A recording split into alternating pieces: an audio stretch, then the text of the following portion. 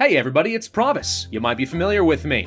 A while back, I released a wine tasting video on the channel where I got to talk a little bit about my passion and enthusiasm for the world of wine while also tasting for and talking about it.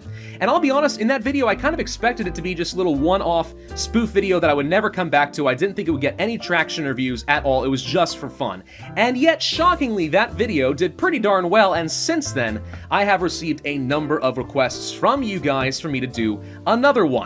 Well, I am happy to acquiesce. Today we're going to be doing another wine tasting, but with a little bit of a twist. We will be tasting 4 very cheap wines, the kind of stuff that you can find in pretty much any supermarket in the US, and maybe a lot of the neighboring countries as well. Very mass-produced and very, very cheap. Everything that I'm going to be tasting today, I bought for $5 or less. To be fair, at least a couple of those were on sale, but still counts. Let's go ahead and get started with the white wines. Now, do remember, if you're going to be doing a wine tasting at home, you always start with the whites before you move on to the reds. The reason being that the red wines are more full-bodied and not as sweet, and if you drink a white wine afterwards, the contrast will make the white wine taste way sweeter than it's supposed to be. So always make sure you do your whites first. To start us off, we have the Beringer Main and Vine Pinot Grigio. Now, Pinot Grigio is a perfectly fine grape. If you actually process it a couple different ways, you can get a white or a red, both of which are very popular. Pinot Grigio is the white, where it is stewed without the cap, that is to say without the skins and everything else. But the red is Pinot Noir, and that's actually one of my personal favorite wines, so both are quite good. Now, Beringer is a wine brand that I actually used to drink a lot more when I was in college, back when I could only afford very cheap wine. And it was just, I just remember being sort of okay, but to be honest, I haven't had it in many, many years. So let's see how it holds up with this Pinot Grigio. Interestingly enough, I actually see little tiny bits of bubbles at the bottom of the glass, almost as if this is carbonated or sparkling, which should not be the case. So I'm not sure what that means. That's interesting though. Let's give this one a sniff. Okay, pretty floral and sweet smelling, which I don't think bodes particularly well. I'm not usually a fan of very sweet wines. It's pretty aromatic. Like, there's definitely a lot of scent that is coming out of this wine. I think mostly I am smelling like honeysuckle and daisies. There's a bit of pear scent in this as well. But something very sweet, and I can't quite place my finger on it. It may be more pear. Also, I would say a little bit of peach. Yes, peach is what I'm missing. There is a bit of a peach to this one as well. Not smelling any minerals or earth or any spices or anything that. Just straight out fruit and flowers. Let's give it a taste.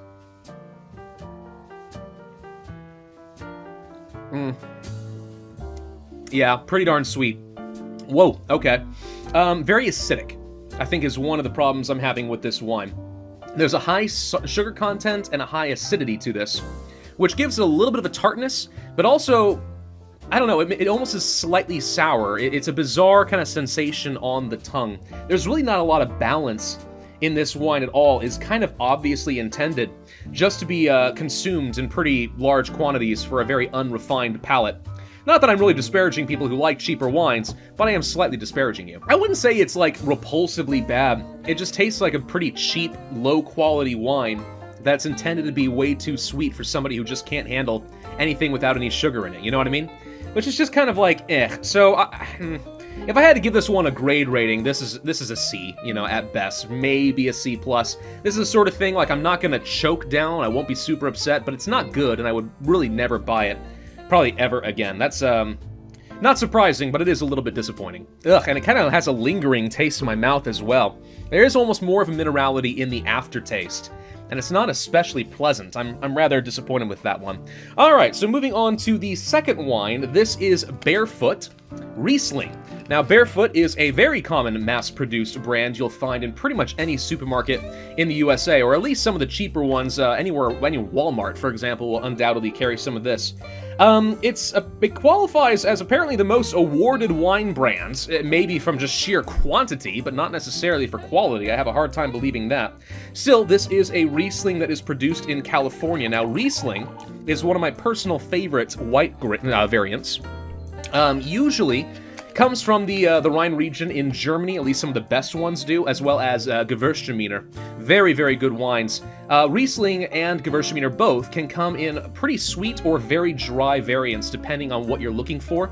I tend to prefer either the dry or half-dry, which I think in German is Halbtrocken, or something like that. I'm sure the Germans will correct my pronunciation, but that's the variant you usually get. So I love Riesling. Not sure how I feel about Barefoot brand, and once again, I'm seeing little bubbles at the bottom. This is not typical from a higher quality white wine. It's really concerning me that something in this is maybe slightly carbonated? That shouldn't be possible. They're tiny, don't get me wrong. It's not like it is a sparkling water exactly. It's just, that's kind of weird, right? Let's give it a sniff. Oh, whoa, okay. This one is very, very different.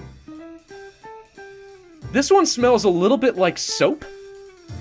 Yeah, I mean, I was gonna... There's flowers and stuff. There's flowers and fruit, kind of like the other one, but throw in a bit of herbs and throw in soap at the back of the nostrils. And that's what I'm getting out of this one, which is very, very bizarre and not at all what I would expect from a Riesling. Okay. I'm a little apprehensive. Let's taste this one and see how it does.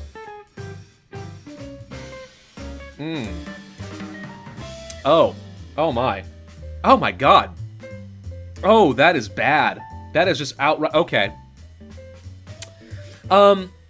Very sweet.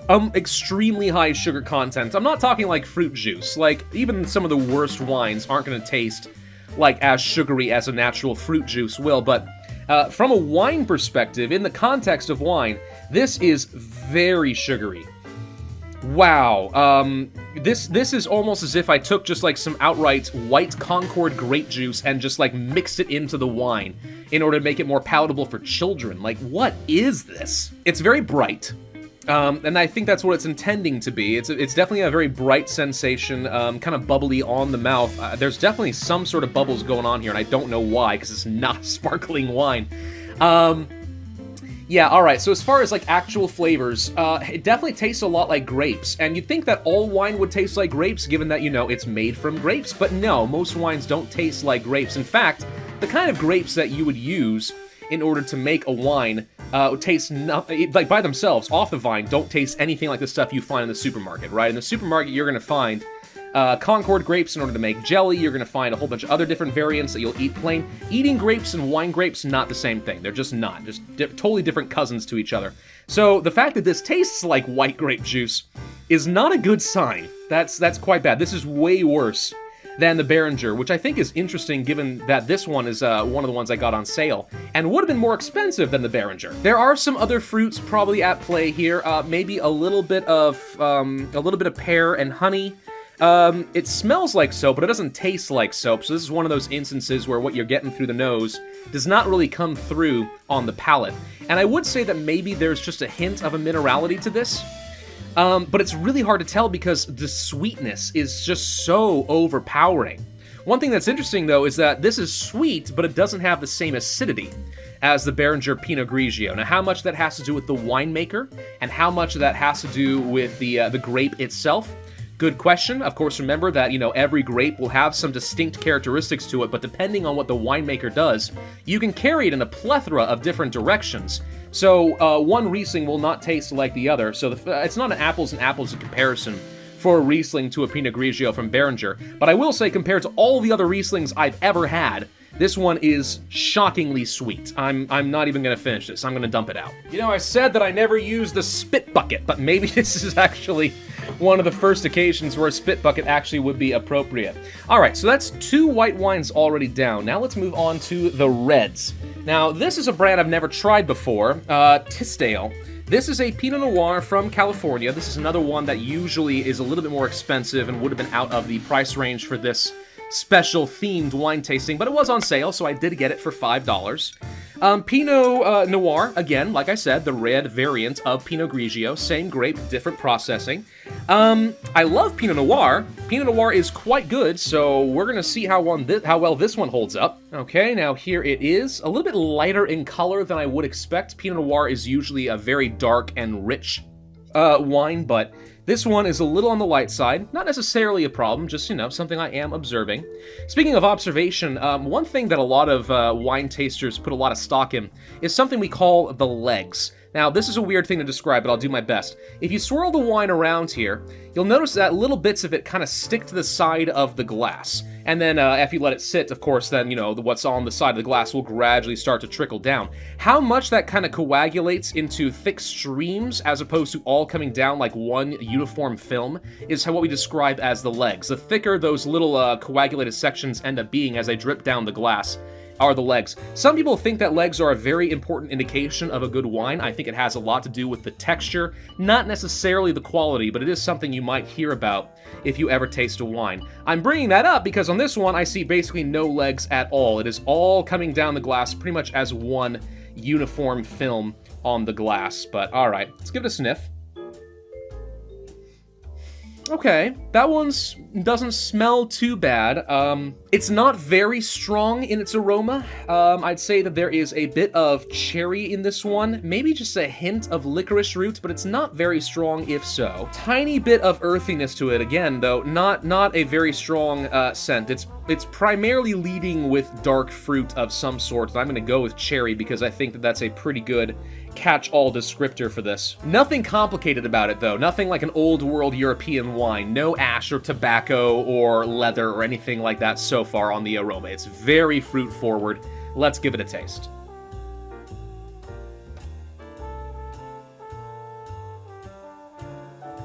Okay. It's not repulsive. I'm just trying to unpack it, because it's not, my first impression is that it's not especially good. But, it doesn't turn me off quite like the Barefoot did, so let me think about this one. It's a bit higher in its acid content than I would expect. I would say it's actually quite unbalanced in its acid content. That is to say, I can kind of feel the acidity as far as like how it's affecting my mouth, my teeth, everything else. It almost kind of bites a teensy-weensy bit. It's got a sharpness to it, which I might not have expected. As far as flavors, again, very fruit-forward more than anything else. It says it has medium body. I'd say it's medium to light and soft tannins. Now that is actually a good point on this. It definitely has a softer texture to it. Remember the tannins that I talked about in the last video are kind of the almost woody fibrous texture that comes in the wine. And there's a lot of reasons why you might get tannins, especially in a red wine, depending on how it kind of ferments with the cap or inside of a barrel and actually picks up little microscopic fibers kind of in the wine. This one's very smooth, very light, almost like the white. There's a little hint of it to it, and it's almost velvety in its texture, which in and of itself is not a bad thing, but it's definitely very soft on the tannins, no doubt about it. Let's move on to our fourth and final wine, and I have saved what I anticipate will be the worst for last. This is Oakleaf. Oakleaf Vineyards are notorious for making unbelievably cheap wine. To give you an idea, this bottle right here, $3.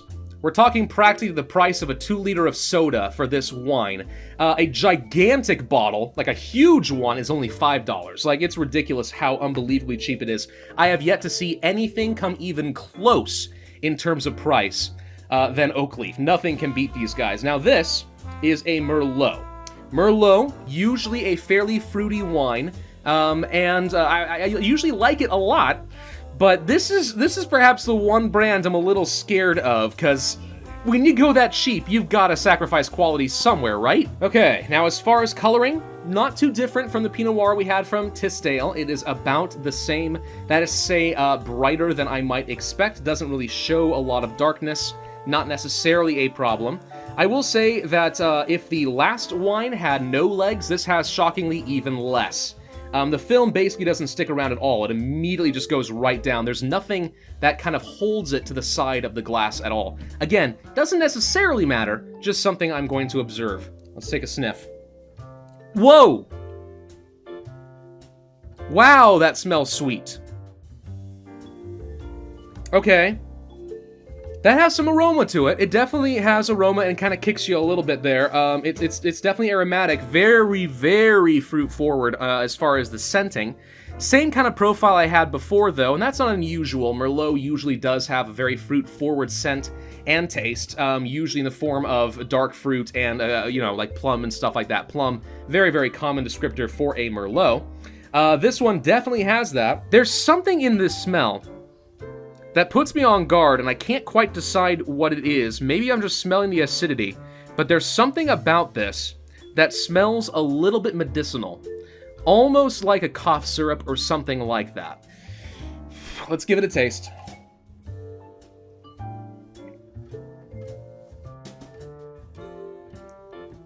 Oh, God. Oh, God, what is that? Okay. Huh. Oh, that tastes bad. That actually tastes really bad. Okay. Very acidic. The acidity is definitely coming through and kind of gripping the mouth. It almost has the same sort of feel you would expect from tannins, but it's not a pleasant, fibrous tannin nature. This is so acidic that I can actually feel a little bit of fumes of the acids coming up my nose. And it kind of is triggering the same sort of sensation. This may be a little bit harsh, but some of the same sensation as when you throw up and you've got some of that lingering stomach acid flavor in your mouth and some of the fumes are going up your nose. Same kind of concept here. Like, this is a way more acidic wine than it has any right to be, especially for a Merlot. Good Lord. I will say it's not quite as sweet as I was expecting it to be from the scent, and I think that's partly because the acidity is overwhelming the sweetness a little bit. There is a bit more tannin in this one than I think there was in the Pinot Noir. This one does have a little bit of an oakiness to it that is sticking to my palate beyond just the acidity I'm talking about. There is something in this, and it wouldn't surprise me if these actually were aged in, at least to some degree, in oak barrels, which is a plus, but then you just have to taste it, and it's not good. This is bad. This is, like, objectively bad wine. Holy crud, how do I describe this one? So there's a bit of a stone fruit flavor to this one. It definitely has some characteristics of plum and cherry. The oakiness is actually kind of a slight woody flavor to it, but there's nothing else really complex about it. No pepper, no vanilla, no nothing. It's just fruit, a little hint of wood, and then a whole load of acidity and way more sugar than I would ever expect in my red wine. Holy crud, this is almost insulting, this Oakleaf wine. This is almost insulting how bad it is to the world of wine, and it makes me think, there are probably people out there who have been interested in trying wine. They turn 21 or something, maybe they've never had wine before, they want to go get some wine, but they don't want to break the bank because wine has a reputation for being a very expensive hobby, and they see Oakleaf, and they're like, ooh, only $3? Well, that's pretty darn cheap, and I don't expect it to be the best, but maybe this is how I'm going to get my entry into the world of wine. And they taste that, and I'm like, this is just awful. And they never try wine again. I keep trying to taste it because I want to find something redeemable about it. You know, it's like all the ingredients. It's like when you go to a pizza place and all the ingredients you want are there. You got your tomato sauce and your crust and your sauce and everything on there. But the quality of each individual ingredients is so bad that the whole thing can't help but suffer, even though on paper, it's all the things you want to see. It's just bad. Oh man. Out of this, I think what I've discovered here is that Oakleaf definitely is as bad as I thought it would be. That's horrible. Barefoot is as bad as I remember. Do not like Barefoot wines at all. Tisdale is okay. Usually retails for about $8. And Beringer, all right. You know, again, sweet, probably not the best representation of wine, but if you got only a few bucks and you want to do that, you can. Well, I think that's about all that I can handle for today. My mouth feels a little bit sour, but I will say I had some fun making this video, and I want to thank you guys for encouraging me to make it. We'll have to do some more of these in the future. Maybe try some food pairings between wine and cheese, or focus down on a specific type of wine and really try like 3 or 4 different winemakers and really see just how much one varietal can branch out depending on what you do with it. That could be quite fun, so look forward to more of these in the future. But if you did enjoy this video, then of course I would ask that you hit that like button and subscribe if you have not already. And if I've encouraged you to explore the world of wine yourself and you're making some discoveries, I'd love to hear about it down in the comment section down below. Thank you all for watching. I'll see you guys next time.